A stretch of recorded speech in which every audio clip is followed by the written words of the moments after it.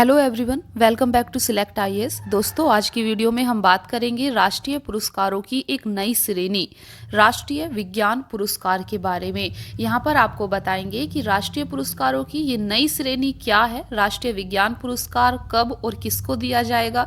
तो आज की वीडियो में इस न्यूज़ को हम डिटेल में डिस्कस करने वाले हैं। ये आपके एग्जाम के पॉइंट ऑफ व्यू से काफ़ी ज़्यादा इम्पोर्टेंट है, इसीलिए आपको आज की वीडियो को पूरा देखना है। चलिए फिर शुरू करते हैं आज की क्लास और सबसे पहले समझते हैं राष्ट्रीय विज्ञान पुरस्कार के बारे में। आखिर इसका क्या उद्देश्य है, चलिए देखते हैं। देखिए, सबसे पहले बात करते हैं इसके उद्देश्य के बारे में। इसका उद्देश्य विज्ञान प्रौद्योगिकी के विविध क्षेत्रों में वैज्ञानिकों के उल्लेखनीय योगदान को सम्मानित करना है। नेक्स्ट है विषय क्षेत्र। बात करते हैं किन क्षेत्रों में इन पुरस्कारों को दिया जाएगा। तो आप यहाँ पर देख सकते हैं कि पुरस्कार के लिए 13 क्षेत्रों को चुना गया है। इनमें भौतिकी, रसायन विज्ञान, परमाणु ऊर्जा, अंतरिक्ष विज्ञान आदि शामिल है। तो इन क्षेत्रों में राष्ट्रीय विज्ञान पुरस्कारों को दिया जाएगा वैज्ञानिकों के उल्लेखनीय योगदान के लिए। पुरस्कार के लिए विज्ञान के प्रत्येक क्षेत्र का प्रतिनिधित्व सुनिश्चित करने के साथ साथ लैंगिक समानता का भी ध्यान रखा जाएगा। तो यहाँ पर जेंडर इक्वालिटी को भी ध्यान में रखा जाएगा। चलिए बात करते हैं पुरस्कार के लिए पात्रता, यानी कि इन पुरस्कारों को पाने के लिए योग्यता क्या होगी।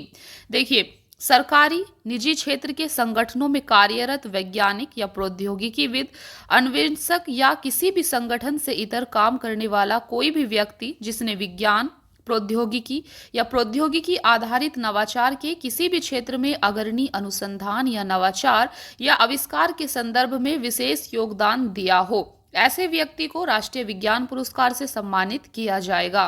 विदेश में रहकर भारतीय समुदायों या समाज को लाभ पहुंचाने में असाधारण योगदान देने वाले भारतीय मूल के लोगों को भी इस पुरस्कार से सम्मानित किया जाएगा।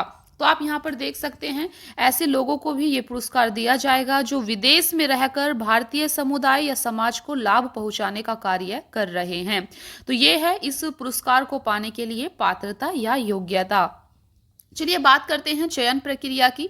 इस पुरस्कार के लिए व्यक्तियों का चयन कैसे किया जाएगा। देखिए, पुरस्कार विजेताओं का चयन भारत सरकार के प्रधान वैज्ञानिक सलाहकार की अध्यक्षता वाली एक समिति करेगी।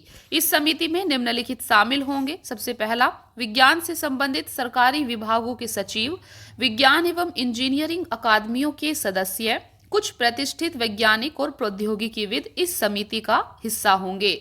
नेक्स्ट, कुछ इंपॉर्टेंट पॉइंट्स को यहाँ पर देखते हैं, इससे रिलेटेड है, ये आपके एग्जाम में पूछा जा सकता है। देखिए, राष्ट्रीय विज्ञान पुरस्कार के विजेताओं की घोषणा हर साल 11 मई को की जाएगी। 11 मई को क्या होता है, 11 मई को राष्ट्रीय प्रौद्योगिकी दिवस मनाया जाता है और राष्ट्रीय प्रौद्योगिकी दिवस यानी कि 11 मई को ही राष्ट्रीय विज्ञान पुरस्कार के विजेताओं की घोषणा की जाएगी। तो ये पॉइंट आपको याद रखना है। नेक्स्ट,